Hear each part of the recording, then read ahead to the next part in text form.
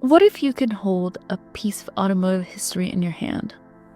Not a badge, not a bolt, but something else that contains a piece of thousands of classic cars. This isn't a mineral, not a rock. This is Fordite, also known as Detroit City agate and motor agate. Although it looks like a rare gemstone, something formed deep underground for millions of years, this is not even a gem at all. It wasn't even made by nature. It was made on an assembly line, layer by layer, color by color, car by car. A relic accidentally created by the golden age of US car manufacturing. And if you know how to read it, you can actually see the automotive history frozen inside. As I said before, Fordite actually isn't a mineral or a rock at all. It's hardened automotive paint. During the peak of Detroit auto manufacturing from the 1940s to the 1970s, cars were hand-painted using spray guns. And unlike modern painting systems of today, this process produced massive amounts of overspray. Paint didn't just land on cars, it landed everywhere. On racks, skids, conveyor hooks, walls of paint booths. Each time a batch of cars were painted, a thin layer of overspray would build up. Racks would go through curing ovens, then paint would harden and bake. More paint would land on top, more baking, more paint, more baking, more paint, rinse and repeat.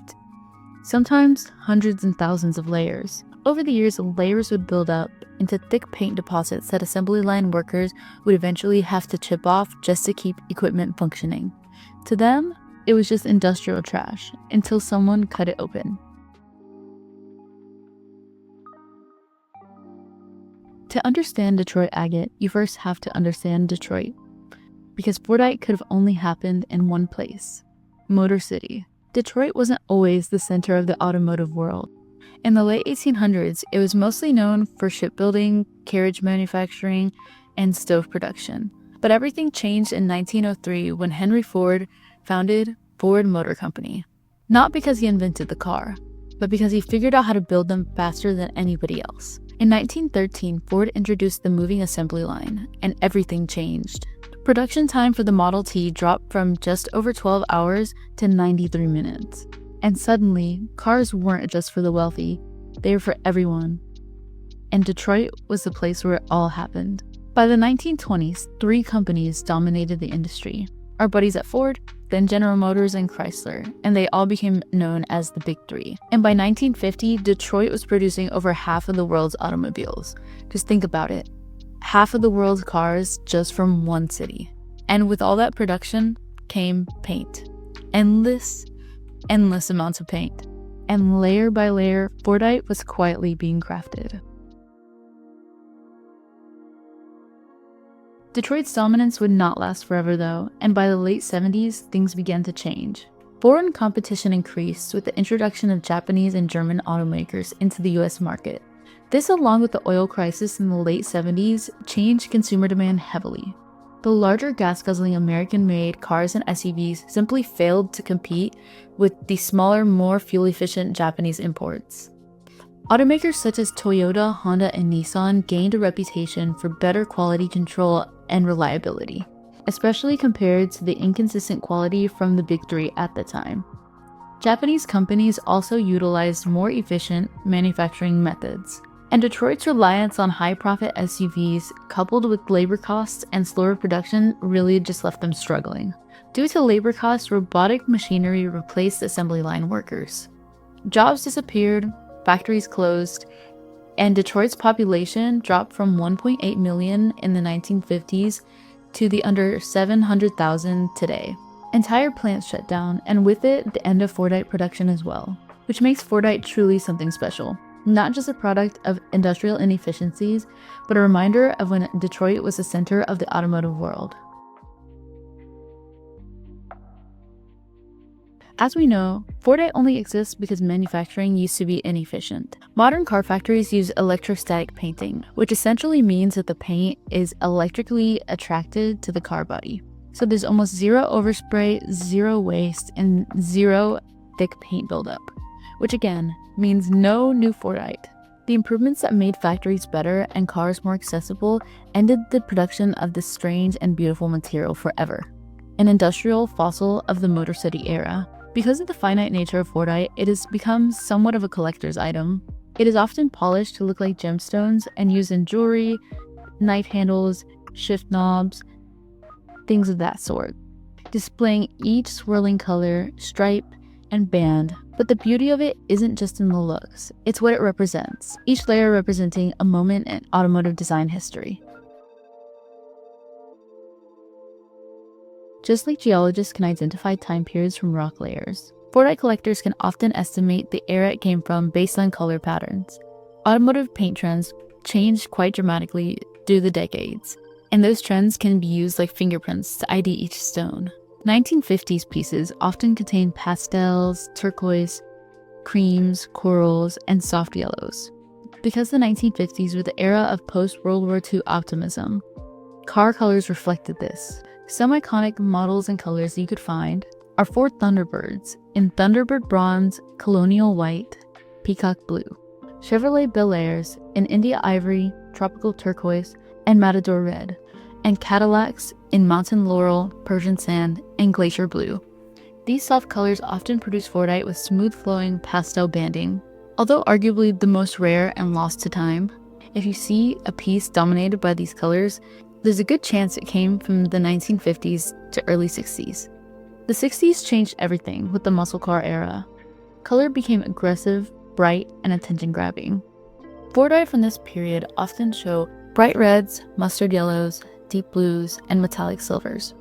Because this was the era of the Mustang, Camaro, and Corvette, some iconic colors rose to popularity, such as Mustang's Rangoon Red, Chevy Hugger Orange, and Ford Grabber Blue. These high-contrast colors often create Fordite with dramatic striping. If you see bold red, yellow, and blue combinations, you're more than likely looking at muscle car material. By the late 60s, car manufacturers leaned heavily into what they call high-impact colors. Chrysler alone produced Plum Crazy Purple, Sublime Green, Panther Pink, Go Mango Orange, and Top Banana Yellow. These colors created some of the most visually striking Fordite ever made.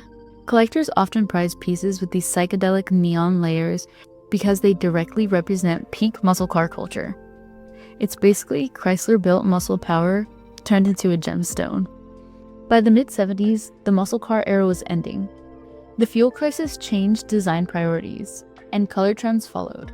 Fordite from this era often contains heavy browns, burnt oranges, dark greens, muted golds, and tans. Cars were shifting to more subdued palettes, like Ford Medium Ginger Metallic, Chevy Saddle Brown, AMC Bitter Chocolate, and GM Harvest Gold. Because of this, these layers tend to look more blended and earthy, almost like a desert rock. You can literally see the end of the muscle car era in these pieces.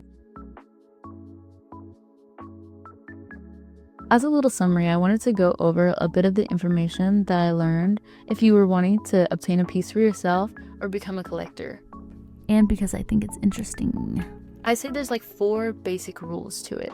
So first rule to look out for is color brightness. If there's pastels, it's likely the 50s, bright primaries are 60s, neons are late 60s, early 70s, and earth tones late 70s. Rule 2 to check for is metallic content.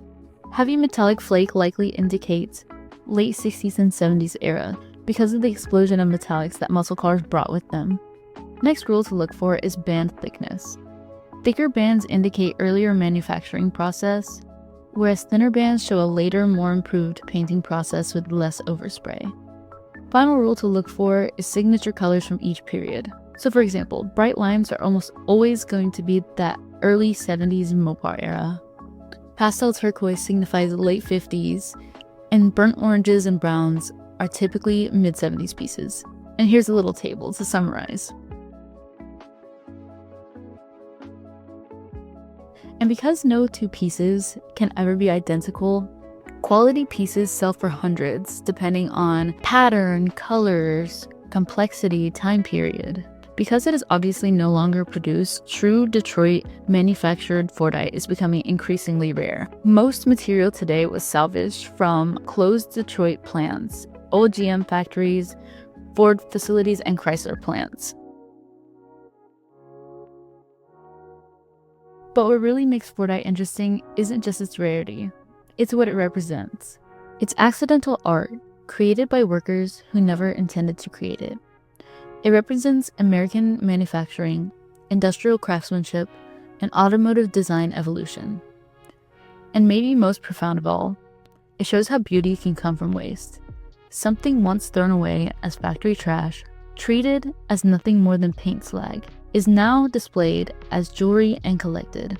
And maybe that's why car enthusiasts really love Fordite. Because it isn't just paint, it's history. It's every car that passed through these factories, an artifact of its time that outlived the factories and likely the cars themselves. And if you look for it, you aren't just looking at a stone. You're looking at every trend, every design era, every generation of automotive culture frozen together.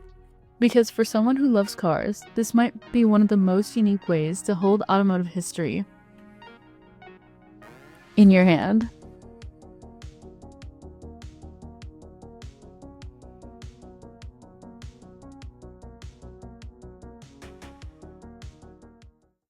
Yippee!